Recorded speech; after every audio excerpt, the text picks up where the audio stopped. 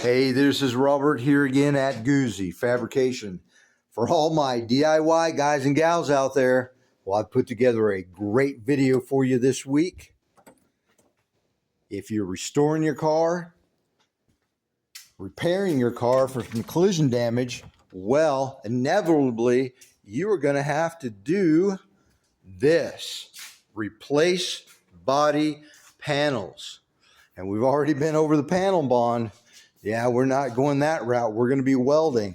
So I've seen people weld in panels multiple ways. A lot of them not so great. I'm going to show you a better way today on how to weld replacement body panels. An outer rocker and an inner rocker.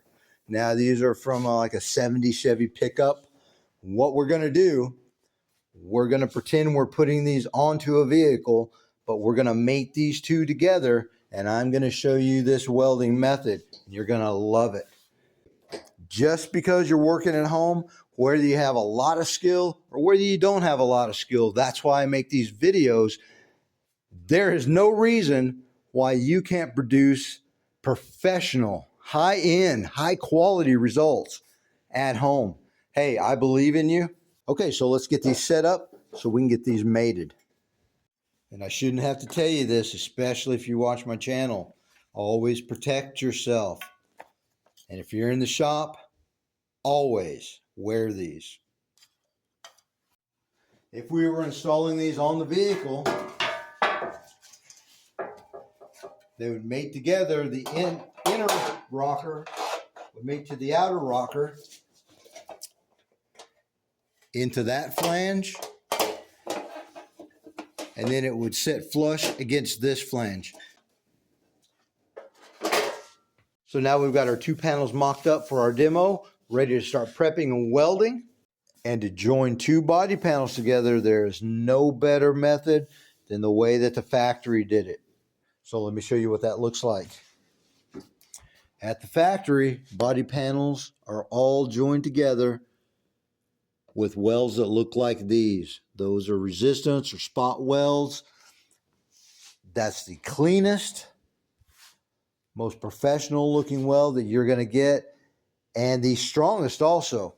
And that is done with a machine like this. This is always my go-to. Now this is a resistance welder, spot welder. This one's really inexpensive, a couple $100 at Harbor Freight, but there's a problem with using it. So let me show you. Okay, so if I was going to weld this flange, well, this one's easy to get to. You know, we'd come in here, we'd do our prep, spot weld, move, spot weld, move. Now we could also use it on this joint. Okay, the problem. Well, the first problem, well, maybe you don't have this. Okay, yeah, we can get around that. But the problems that we can't get around, now the factory, they don't use small spot welders like this. They have big industrial that are made specifically for that application. This panel, yeah, this panel is really easy to do with the resistance welder. But if we were replacing, say, a quarter panel, well, this machine's not going to work. But I've got great news, because I'm going to show you a method of welding that is going to look exactly like this machine did it, and you can use your MIG welder or TIG welder. And this method is going to be fast, clean, and easy. Class is in. Now, if you want strong, solid, great-looking welds, well, you have to follow the rules. Now, I'm going to give you the key to welding. And if you follow those, your welding skill is going to explode. Try it out. Test me out. Okay, so we've got some thick 1/4-inch plate. Now, you cannot have your machine settings correct. You cannot have good technique, and you're still going to do okay. You can still weld this. But the thinner that the metal becomes, and what we're working with today on this outer rocker, 18 gauge, the thinner that the metal becomes, the more you have to follow the rules, and you can't break them. Otherwise, the weld's not going to be solid, strong, and it's going to look like crap. So the number one rule in welding, if you want strong, great looking welds.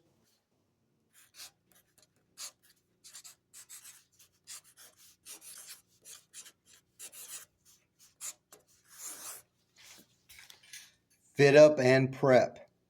Proper ground, machine settings, technique. Yeah, you have to have all those. Those are very important. But without this, you're not going to produce strong, solid, good-looking welds that you don't have to grind.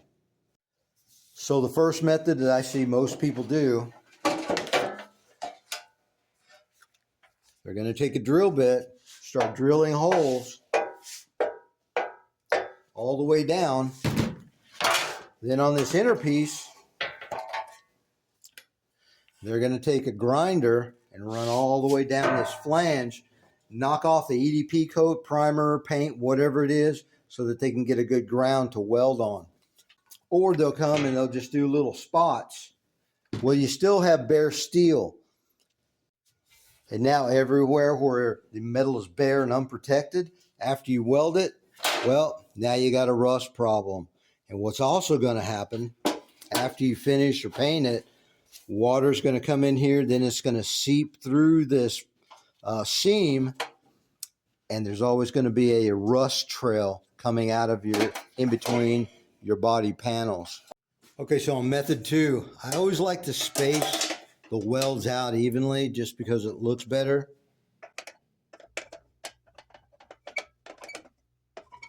And now we need to make a plug weld hole along all of our marks. Now this is my always go-to, but if you don't have that, you can always use a drill. But this tool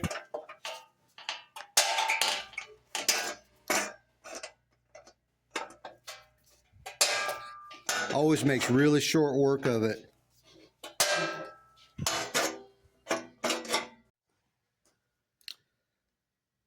And now we're going to have evenly spaced welds. And we're not going to grind the back side of our panel. Then we'll put plug weld holes in, and we're not going to grind the mating flange. We'll get these put together.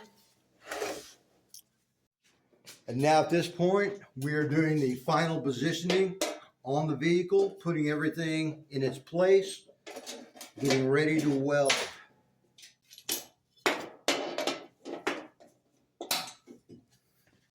Now you don't want any gap in between these two panels. It has to be secured together. So we're going to use clamps. Now if you can't use clamps, say like on the quarter panel, well, I always use a self-tapping screw. Or you can use clecos to hold the body panels tightly together.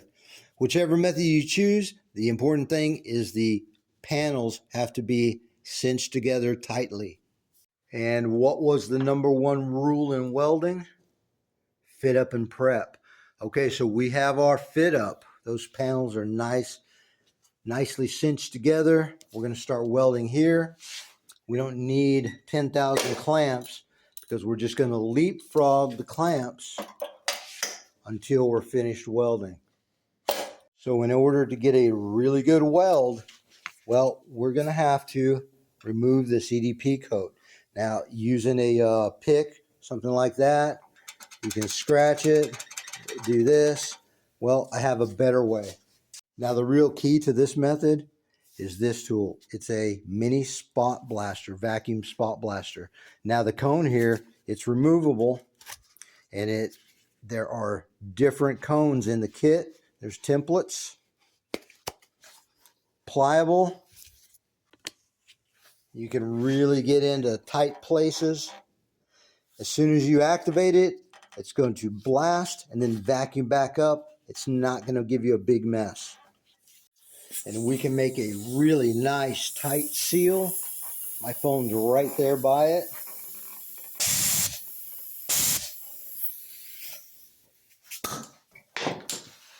And this is what it's going to do for us. Okay, so we still have all the protection on the back side. and we haven't ground anything on the inside of this flange, of this mating surface. There is no better prep for welding than that.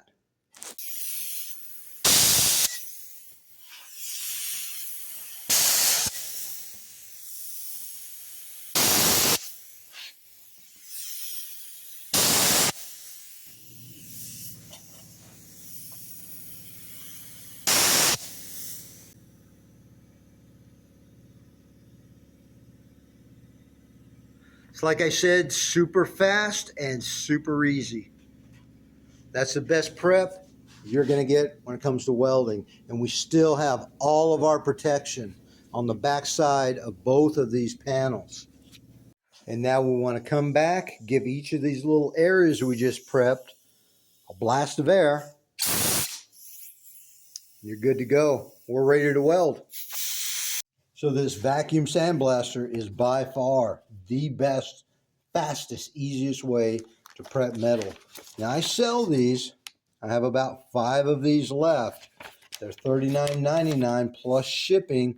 If anybody's interested, you can contact me through the email goozyfabrication@yahoo.com. What it comes with, you've got your gun. These cones are interchangeable. It comes with extra cones. They have different shapes. Now, these are the different cones that it comes with.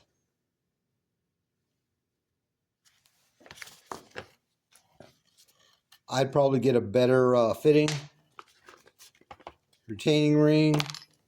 Now it has a little template too, where you can media blast different shapes. And then the bag that it comes with, that goes there. Pick your cone.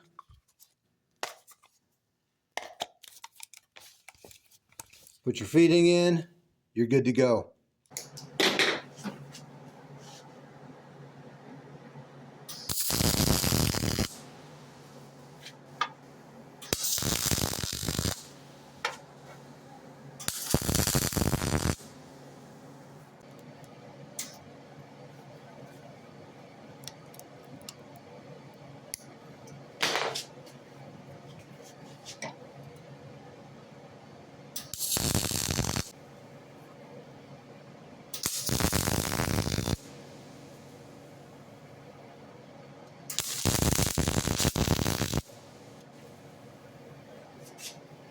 Okay, I went ahead and removed the clamps. I'm going to run over it once with Scotch-Brite. Now, if you follow the welding rules, number 1, there's no reason why you can't do the same welds that I'm doing. If I can do it, so can you. I showed you the steps. Now let's take a look from the side. That's really nice and flush.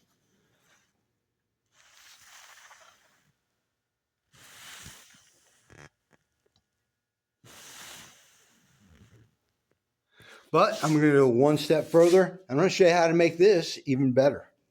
And the way we're going to do that, we're going to use a 60 grit flap disc followed up with a little 3-inch orbital dual action sander.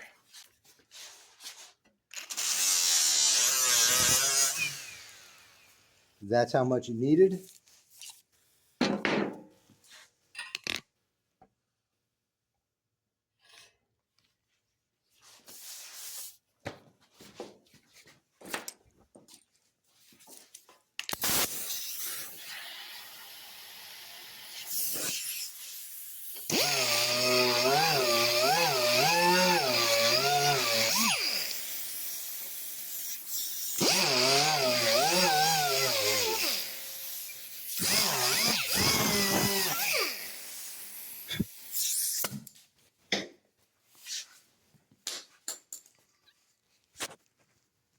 And that mimics a factory resistance weld. After we get some primer on this, especially paint,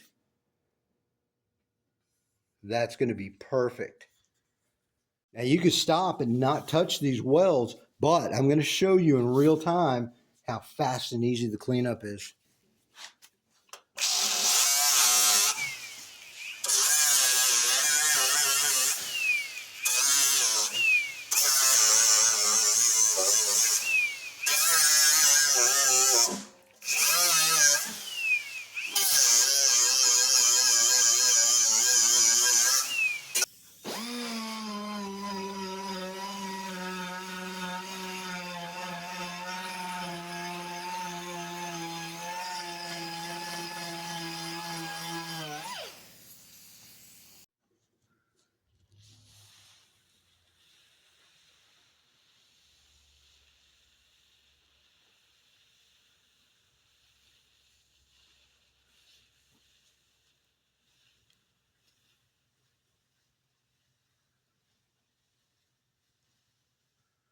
As promised, a faster, better way to weld body panels. And let's take a look at the backside.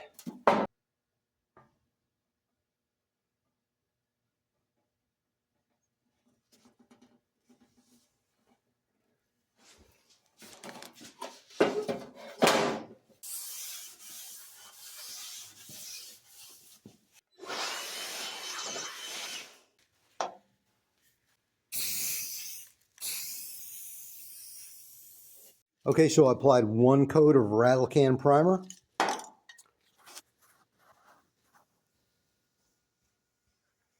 Once the fit up and prep is done, I mean, the welding is so easy.